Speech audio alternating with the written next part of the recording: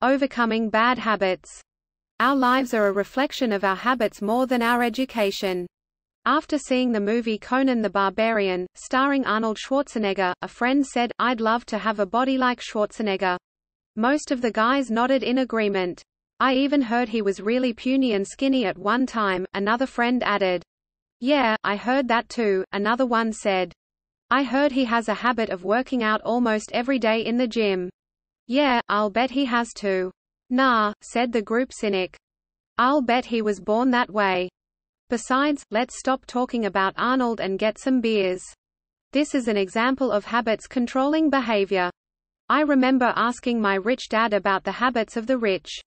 Instead of answering me outright, he wanted me to learn through example, as usual.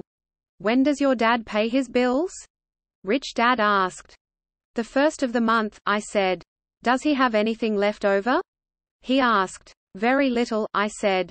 "That's the main reason he struggles," said rich dad.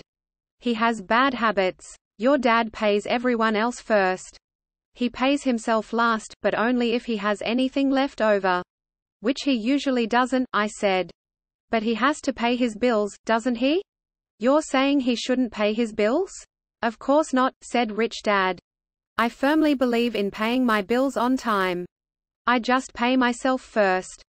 Before I pay even the government." "But what happens if you don't have enough money?" I asked. "What do you do then?" "The same," said rich dad.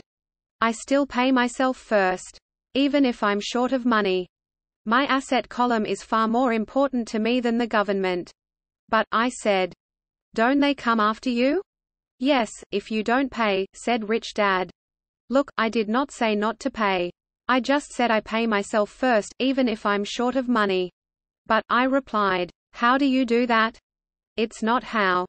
The question is, why?" Rich dad said. "Okay, why?"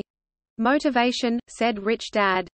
"Who do you think will complain louder if I don't pay them, me, or my creditors?"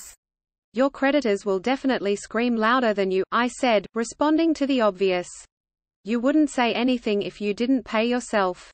So you see, after paying myself, the pressure to pay my taxes and the other creditors is so great that it forces me to seek other forms of income.